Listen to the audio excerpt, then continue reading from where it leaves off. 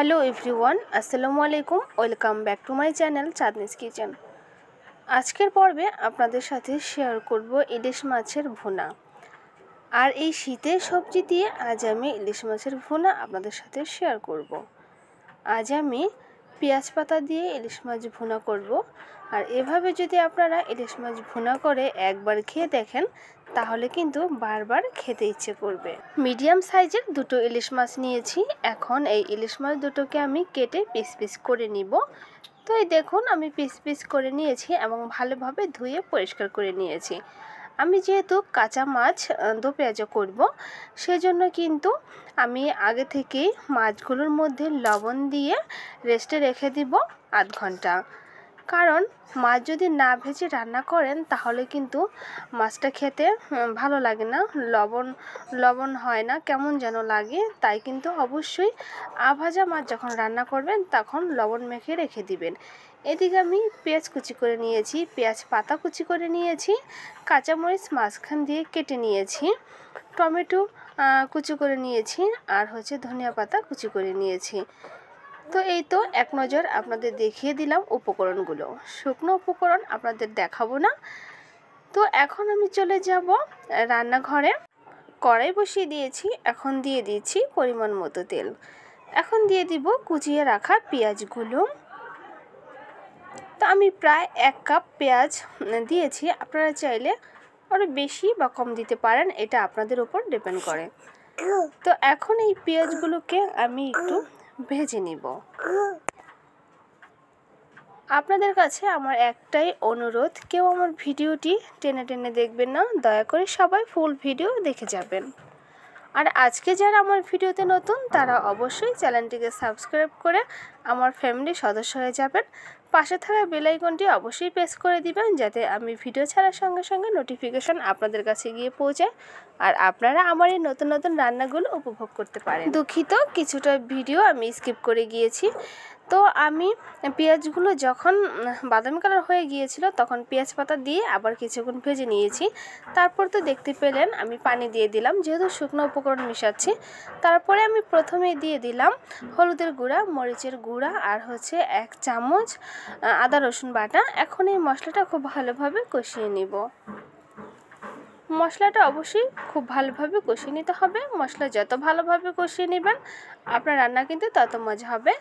এখন আমি দিয়ে দিলাম টমেটোগুলো। টমেটো আপনারা চাইলে রান্নার শেষের দিকেও দিতে পারেন, তবে আমি এখন দিয়ে দিচ্ছি, এটাই আমার কাছে ভালো লাগে। তো এইদিকে মশলাও কিন্তু কষানো হয়ে গিয়েছে। এখন আমি সেই মাছগুলো লবণ মেখে যে মাছগুলো রেখে দিয়েছিলাম সেই মাছগুলো এই মশলার উপরে খুব সুন্দরভাবে ছড়িয়ে দিয়ে দিচ্ছি।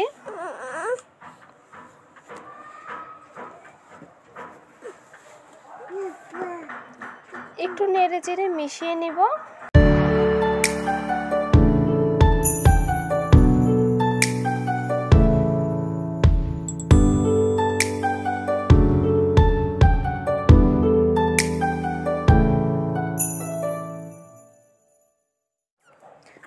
এখন দিয়ে দিব কাঁচামরিচগুলো, যে কাঁচামরিচগুলো আমি মাঝখান দিয়ে কেটে রেখেছিলাম যেন এই ভুনাটা, ইলিশ মাছের ভুনাটা খেতে একটু ঝাল ঝাল হয়।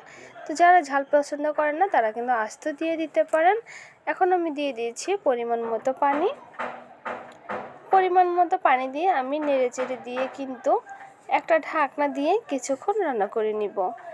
ইলিশ মাছ রান্না করতে কিন্তু বেশিটা সময় লাগে না, অল্প সময়ে কিন্তু আমরা ঝটপট করে এই রেসিপিটি কমপ্লিট করে নিতে পারি। ফিরে আসলাম কিছুক্ষণ পরে, বলক উঠে গিয়েছে। এখন আবার একটু নেড়ে চেড়ে দিব।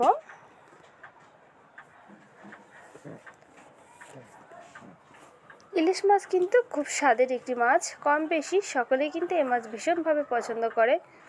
তো রান্নার শেষের দিকে আমি দিয়ে দিয়েছি ধনিয়া পাতা কুচি। ধনিয়া পাতা কুচি না দিলে কিন্তু আমার কাছে কোনো রান্নাই মনে হয় যেন কমপ্লিট হয়নি। তো আমি সব সময় কিন্তু ধনিয়া পাতা কুচিটা ব্যবহার করি, এতে কিন্তু রান্নাটা খেতে ভীষণ ভালো লাগে।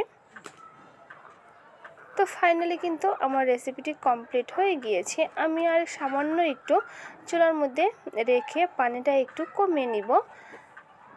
তো ভুনার ভিতরে যদি পানি বেশি হয় তাহলে কিন্তু ভালো লাগে না, একদম মাখো মাখো হলে কিন্তু খুব ভালো লাগে।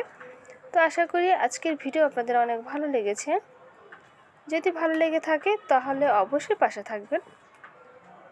কারেন্ট চলে গিয়েছে, সেজন্য কিন্তু অন্ধকার হয়ে গিয়েছে। আজকের মতো এ পর্যন্তই, দেখা হবে নতুন কোনো ভিডিও নিয়ে। সে পর্যন্ত সবাই ভালো থাকবেন আর আমার জন্য সবাই দোয়া করবেন, আমি যেন আপনাদের ভালোবাসা নিয়ে এগিয়ে যেতে পারি অনেক দূর। তো এই তো ইলিশ মাছ ভুনার ফাইনাল লুক। শীতের সবজি দিয়ে ইলিশ মাছের ভুনা খেতে কিন্তু ভীষণ ভালো লাগে। আমরা কেউ ভুনা বলি, কেউ দো পেঁয়াজা বলি।